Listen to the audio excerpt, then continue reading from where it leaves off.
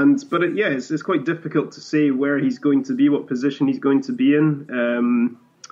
I think his leadership qualities could possibly be called upon, especially if Lucas Biglia leaves the club.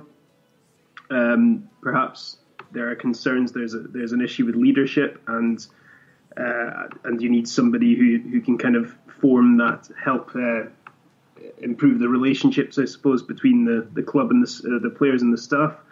I'm not too sure. It's a bit of a mystery to me, but we'll soon find out, I'm sure. Yeah, he could take the place of Peruzzi, but I think he did such an amazing job that he won't leave. I hope so. Maybe he's gonna take a youth team like Tommaso Rocchi did, because he did the course this summer.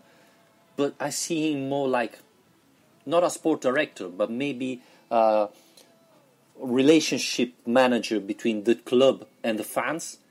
I don't know. It's going to be interesting, but I like the fact that Lotito finally is bringing former Lazio player back in the club, that it was something that was missing.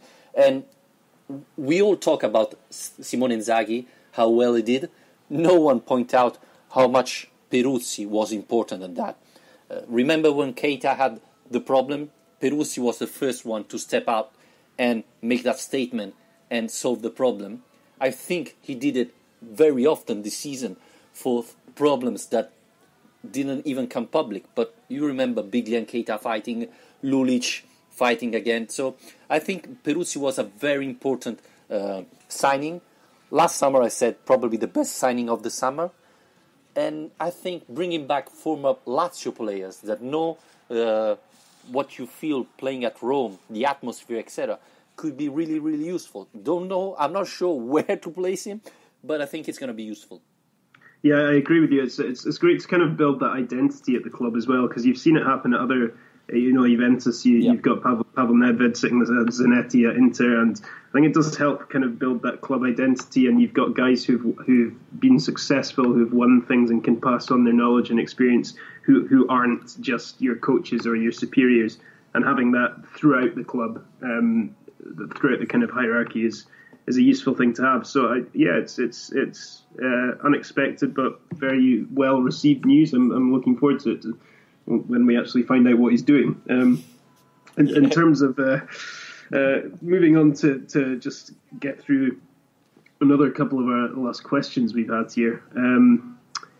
A couple of quite big ones, really. I'll give you this one first, Vittorio. So Sean McIntosh wants to know what Lazio need to do to take the next step as a club. A stadium and new owner, will it ever happen with Lotito? And then he says, how do we get back to 2000? I don't think he's talking about time travel. We did kind of covered the stadium issue actually a couple of weeks ago. So I suppose just generally what do Lazio need to do to take the next step, I suppose, to push on in the way that we've seen Napoli do perhaps in the last few years. I think there are two big things. One is increase the revenues of the club.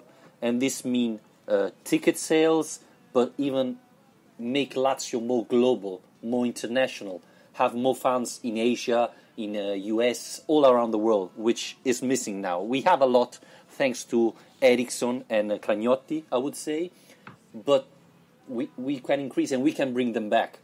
On the field, I think we did a very good step this season with the youngster. Of course, we cannot compete. Lazio cannot compete with the salaries that Juventus, Milan, Inter are offering.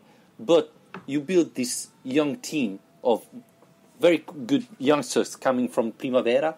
That could be, the structure of the team. And then around this, you pick 3-4 key players coming from abroad. Felipe Anderson, Biglia, etc. So what you have to do is keep this youngster coming back, like Germoni is coming this season. That could be really interesting. And pick some good players that could help this youngster improve and make the team better. I think that's the step Lazio have to do, because they cannot compete with AC Milan in contracts, in money, etc. So they have to build it like this, the team. I don't know if you agree. Yes, I do. Yeah, I think. First of all, I think I do think it's heading in the right direction, in that you've seen the club have much more success at a youth level and these players coming through, which is number one, very important. Two, I think the club's getting better in terms of marketing itself online and so on, and I actually think that does make a bit of a difference in terms of having a kind of social media presence and actually kind of being a club who are out there, whereas Lazio seem to be a bit slow in actually catching up with everybody else in terms of that. Still think some work could be done in Rome in terms of actually promoting the club to the tourists who visit Rome and so on, and Roma have been far more successful at doing that. And if you're an American tourist who knew nothing about football, you could quite easily visit Rome and not realise there were two teams in it, because that you don't see as many shops or as promotion. I don't know. I mean, it needs to be a bit more better marketed within the city and so on. I think a bit better promoted. The stadium is a big issue, isn't it? But I think that's essential going forward. But short term wise, I think it's going down the right tracks, and it's also down to how many sensible decisions are made. Because I mean, a guy like Biglia has such a vital role here, because not only is he making decisions on which players are being signed, but he's also basically making decisions on how much money the club is making in terms of the deals being struck for the guys who are going out, but then the guys who are coming in, if they're being resold, how much money you're making from them. So I think as long as the signing strategy it gets better and the squad continues to perform, then the rest of it will kind of fall into place after that.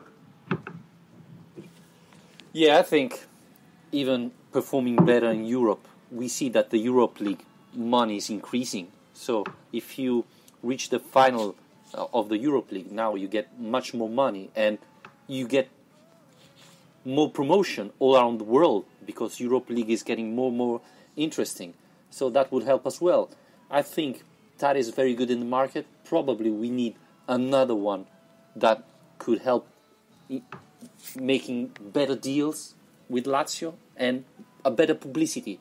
We know that Italian newspaper doesn't love Lotito, and this doesn't help Lazio as well. So that's a big problem. Yeah, I'm just going to move on to our final question here. Hope we covered that one all right. So Rami Elgendi again, he's saying 2 years ago we had, he says we had De Vrij, Biglia, Candreva, Mauri, Keita, Anderson at his best, and closer. We still have De Vrij, Keita, and Biglia. For the moment. The only one left will be Anderson. He says, why is that? Well, Klose and Mauri were getting old. They both quit football, and I thought... That's just two, Vittorio. You're not getting away with it that But, I thought Lazio did the right move with them. With Klose, they could be a little bit better. Klose could have stayed like the ambassador of Lazio. That would be a smart move, but it didn't happen. Yeah. Candreva is the problem we were talking about Biglia. If a player wants to leave these days, then you have to make him leave, because he's not going to produce the football he would do if he was focused on the team he's playing. And we saw it. We have to see what happened with Biglia, De Vrij, Keita. But if the players want to leave, then the club cannot do nothing. The problem is making more players happy to play with Lazio and not seeing Lazio as a starting point of the career, but maybe an ending point. I think even making all these Primavera players finish in the first squad helps, because they are really Lazio fan, and for them, Lazio is not a starting point. It could be the end of the rival point, and this may convince the other players that Lazio is a good team where to end the career, where to win something, and things could change. Yeah, I think you struck a very important point there, which is that thank you. You don't want guys, and this is something that's come up, I suppose, in this week in terms of these comments from Felipe Anderson and talking about how ambitious he thinks the club are going to be, and so I think you want players who are coming to Lazio because they genuinely think it's a club that's going to be competing for trophies and has a bright future. You don't want them looking at it, thinking it's a team on just outside the top teams in Italy, and it's a good career move, and it gives you more exposure to bigger clubs. Candreva is a slightly different case, I think, because I think everything around that was handled very badly, because Candreva did appear to want to stay at the club and become a kind of key player and potential future captain and so on, and just the giving the captaincy to Biglia didn't go down well with him, and I think that was just generally quite badly managed, and it was a shame to lose him. So in that case, things were badly managed. I think De Vrij, Keita and Biglia, this has also been badly managed, but yeah, in terms of the other two, Mauri and Klose, it's just a matter of age, and it's going to happen to all of us at some point. So at least we're getting Mauri back now. So we'll be left with Anderson and Mauri, and then you'll be very happy. Yes, just one point. I'm not sure that De Vrij has been handled badly. Lazio weighed him last year. He didn't play a lot of matches. They offered him a renew of contract, and he didn't want to sign it. I mean, a little bit of thankfulness for a club that bought you and give you 1 year to recover, and you're leaving immediately. That's not very gentle. And with Billy again, in January, they offered him a renew of contract. He said yes, but never signed it. With Keita, it's different. There have been some problems with the agent. But I thought Lazio have problems, but not in these two cases. So let's see. Maybe they learned the lesson, as I was saying before. And this summer would prove it, I think. Hopefully. Yeah. Well, yeah. I think that's us. I mean, we're out of questions now, but thanks so much to everybody who's sent them in over the week, and we'll be here again next Monday. So, who knows what will have happened by then? But please send us any questions and comments you've got between now and then. Absolutely, and if you want to join us for the next episode, write us saying what you want to talk about, your experience, why you are a Lazio fan, or your thoughts about Keita, De Vrij, or transfer market, whatever you want. If you have a nice argument, write us, and we will try to make us join us in the next episode. Remember, you can follow us on Twitter. We are at Lazio Lounge. On Facebook, facebook.com/Lazio Lounge. Subscribe us on iTunes. You can find us on Spreaker, SoundCloud.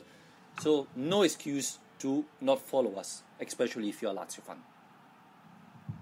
Exactly, and also just one other thought I just had is that it doesn't have to be about everything that's going on at the moment. You might be bored of talking about transfers already, so if you want to come on and talk about the first Lazio game you went to, favourite Lazio teams, players, things like that, historic things, we can get all misty-eyed and nostalgic and talk about the good times as well. I'm quite happy to do that. Well, it was a good season. Come on, don't be so. No, that's not a bad reflection on the last season. Just. It's not Juan Sebastian Veron. No. But maybe he's coming back as well. Who knows? Who knows? Anyway, thank you very much, Alasdair, for joining me. It was great fun as usual. And talk to you next week. Yeah, thank you. Looking forward to it. Bye, everybody.